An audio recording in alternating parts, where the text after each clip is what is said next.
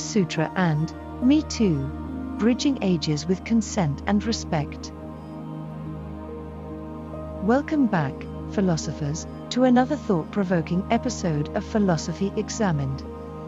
Today, in an era shaped by movements such as Me Too and evolving conversations about consent, we are going to explore a fascinating subject, the philosophy of the Kama Sutra. This ancient Indian text offers profound wisdom on love, relationships, and the pursuit of a fulfilling life, and it has a lot to say about respect, consent, and equality. Often, in the West, the Kama Sutra is largely misunderstood and misrepresented as merely a sexual manual outlining various sexual positions. But this view is a reduction of its true depth and scope. By focusing primarily on its erotic aspects, we may have overlooked its most important facets. The Kama Sutra is, in essence, a comprehensive guide to a virtuous and gracious life, exploring themes of love, family, and societal duties, along with the importance of balance and respect in all aspects of life. In a way, it's a mirror, reflecting how we should treat others and ourselves in our quest for a fulfilling life. Its teachings on mutual respect, consent, and the importance of women's pleasure in intimacy feel incredibly relevant in today's ongoing discussions about gender equality and consent. Before we delve deeper, it's important to understand the historical context and content of the Kama Sutra. It was authored approximately 1,500 to 2,000 years ago by Vatsyayana Molanaga, who is believed to have been a celibate scholar, possibly a monk or an ascetic. Written in Sanskrit, the sacred and classical language of India, the Kama Sutra remained relatively unknown to the Western world until the 19th century. Its translation into English by the explorer and scholar Sir Richard Francis Burton sparked widespread intrigue and, unfortunately, also led to a number of misconceptions about the Kama Sutra, particularly regarding its focus on sexuality.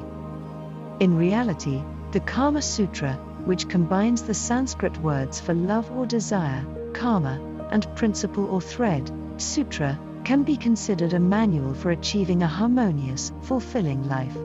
It is divided into 7 parts, each tackling different aspects of life, society, and relationships, from finding a life partner and maintaining a happy marriage, to social etiquette and the art of seduction. It focuses especially on the aspect of love and sensual pleasure. But to understand it as merely a guide to erotic pleasure is to ignore the depth of wisdom this text offers. In the heart of the Kama Sutra, you'll find a philosophy rooted in respect, mutual consent, and understanding. As we grapple with modern conversations about consent, it's fascinating to see that this text, centuries old, was already championing the importance of understanding and respecting one's partner and their desires. Indeed, the Kama Sutra holds a mirror to the dynamics of power and desire in intimate relationships. It outlines the importance of mutual understanding and asserts that pleasure derived from love is a shared journey, not a singular experience. In the Kama Sutra, we find an unexpected ally for the concepts of emotional intelligence and empathy, traits increasingly recognized as crucial in our contemporary discussions about healthy relationships. In the context of the Kama Sutra, consent is not limited to the physical aspect of relationships but extends to the emotional realm as well. This perspective encourages us to go beyond the surface, to engage in open dialogue about desires and boundaries, which is remarkably resonant with the ethos of the modern consent movement. It is in this spirit of open, respectful conversation that the Kama Sutra suggests we navigate the waters of intimacy and desire. By offering guidelines for understanding and respecting one's partner, the Kama Sutra provides a powerful framework for the expression of desire built on mutual consent. It's an approach that encourages partners to learn from each other, to communicate openly, and to treat each other with dignity and respect. This principle, which might seem revolutionary even by today's standards, offers a profound lesson on how we can foster healthier and more fulfilling relationships in our own lives. The Kama Sutra, while unapologetically acknowledging the role of physical desire in human life, emphasizes that pleasure must be intertwined with mutual consent and genuine affection. The text explicitly affirms the importance of women's desires and pleasure, and it advocates for both partners to have equal power in decision-making related to intimacy, a sentiment that resonates with modern discussions about consent and gender equality. Interestingly, the Kama Sutra also provides a refreshing perspective on the role and importance of women in the sphere of pleasure and intimate relationships. It goes against the grain of many cultural narratives of its time by acknowledging and emphasizing the importance of women's desires and pleasures. It sets an expectation that a woman's role in intimate relations isn't passive, but active, and it asserts that women have an equal stake in seeking and experiencing pleasure.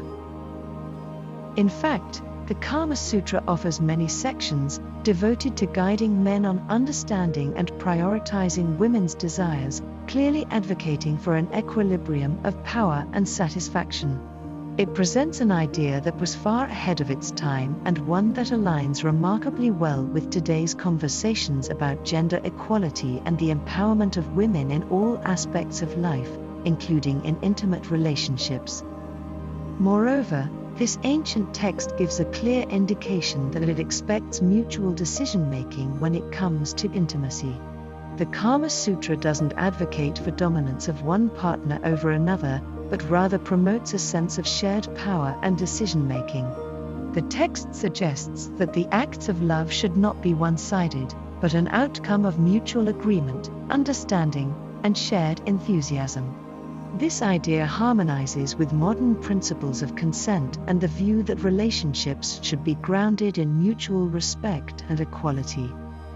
By placing such emphasis on these principles, the Kama Sutra offers a template for intimate relationships that feels modern, progressive, and perhaps even revolutionary. It provides a deep understanding of how fulfilling relationships can be cultivated and sustained, based on a balance of power, respect for mutual consent, and the recognition of women's desires as equally important in the equation of love and pleasure. Moreover, the Kama Sutra champions the idea of balance. It's not about solely seeking pleasure, but about achieving a harmonious blend of the four goals of life, according to Hindu philosophy: dharma, duty; artha, wealth; kama, desire; and moksha, liberation. This notion of balance feels particularly relevant today as we grapple with questions of how to achieve work-life balance, personal satisfaction, and societal duty. At its core, the Kama Sutra is a discourse on the art of living, advocating a harmonious and balanced approach to life. This ancient text urges us to embrace all aspects of human existence, from our duties and responsibilities to our desires and pleasures, and ultimately our liberation. It's a call for moderation, to not let any single aspect overpower the others. Let's take a moment to delve deeper into these four tenets. Dharma pertains to duty, to moral and ethical living, embodying our responsibilities to society and ourselves. Artha symbolizes the material aspect of life, the wealth and resources we need to live comfortably. Kama, as we know, stands for desire and pleasure, while moksha represents liberation, the ultimate spiritual goal of human life according to Hindu philosophy. The Kama Sutra's philosophy is rooted in the interplay of these four components, emphasizing that a fulfilling life requires balance. This philosophy, as elucidated in the Kama Sutra, acts as a precursor to the modern concept of work-life balance, pushing us to seek harmony in all aspects of life. In our fast-paced modern world, where work often overshadows other aspects of life, the Kama Sutra provides a refreshing perspective. It invites us to not neglect our desires, kama, to ensure we live comfortably, artha, but also to fulfill our societal and personal responsibilities, dharma. At the same time, it reminds us to strive for liberation, moksha, to seek a higher purpose beyond our worldly existence. In essence, the Kama Sutra proposes a holistic way of living, where one's work, personal satisfaction, societal duties, and spiritual goals are intertwined in a balanced existence. It teaches us to treat each of these areas with equal importance, offering a timeless and valuable lesson, particularly relevant in our current society where achieving a harmonious work-life balance is a prevalent challenge. In considering the Kama Sutra, it is crucial to remember that this ancient text is not intended to serve simply as a manual to be followed to the letter. It's far more than just a guidebook on love and intimacy. Instead, the Kama Sutra should be seen as a reflective tool that provides profound insights into human nature, desires, and relationships. The Kama Sutra's true power lies in its ability to prompt introspection. It encourages us to delve deeper into our understanding of our desires, how we express them, and how we negotiate them within our relationships. This level of self-awareness and understanding is key to building healthier, more respectful, and fulfilling relationships. Moreover, the Kama Sutra offers a valuable lens through which we can examine our own society's attitudes towards love, desire, and consent. It invites us to question and reflect upon our behaviors, societal norms, and preconceived notions in these areas. For instance, it prompts us to consider whether we value mutual consent and respect in our relationships as highly as we should, or if we truly strive for balance in all aspects of life as the Kama Sutra suggests.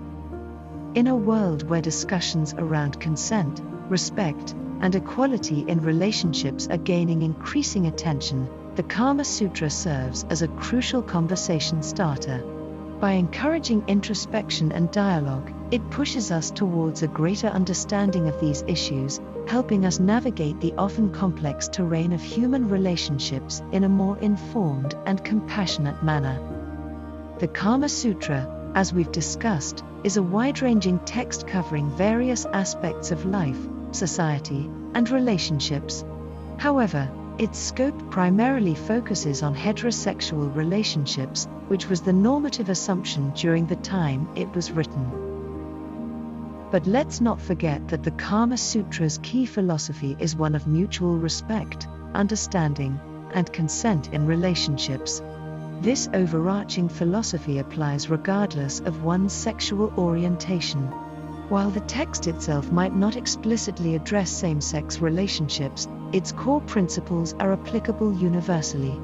The emphasis on understanding one's partner, on open communication about desires and boundaries, and on mutual consent and pleasure, these are all concepts that are just as relevant to same-sex couples as they are to heterosexual couples.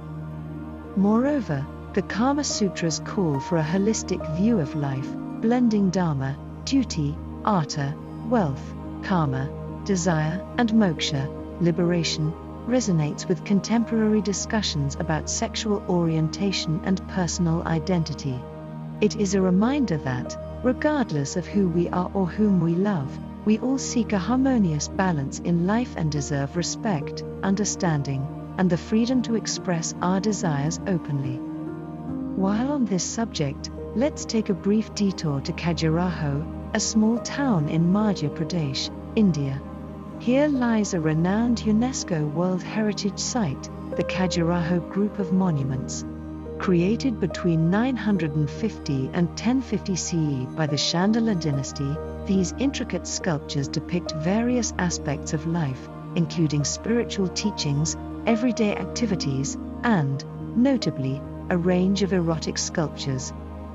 Although there's no direct historical link between the Kama Sutra and the Khajuraho sculptures, parallels are often drawn due to their explicit depictions of various sexual positions and acts.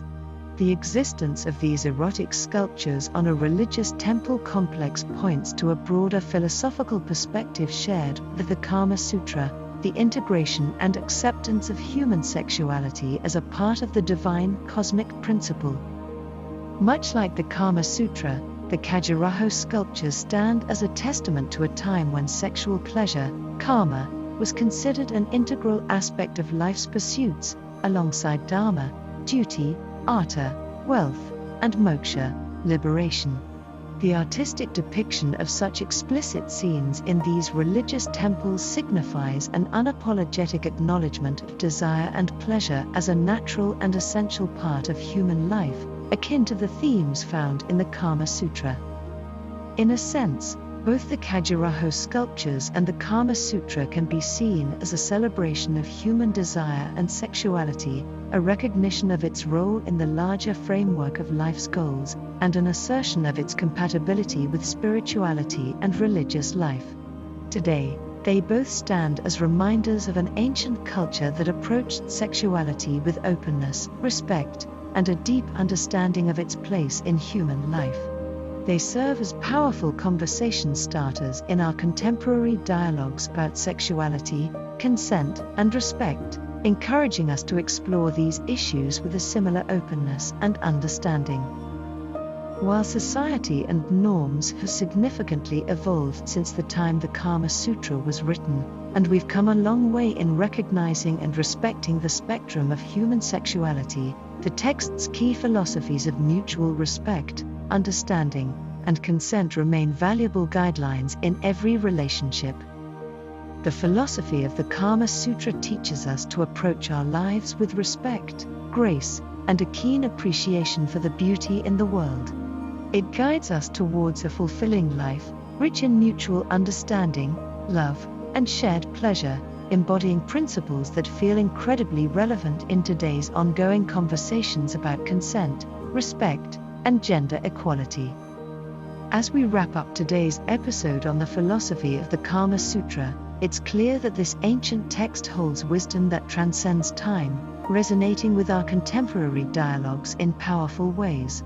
We hope this conversation encourages you to consider the Kama Sutra not just as an exotic curiosity, but as a source of timeless wisdom that speaks to our current societal discourses. As always, we invite you to comment below, share your thoughts, and continue the conversation. Thank you for tuning into Philosophy Examined. Join us next time as we delve into more philosophical subjects, extracting ancient wisdom and applying it to our modern world.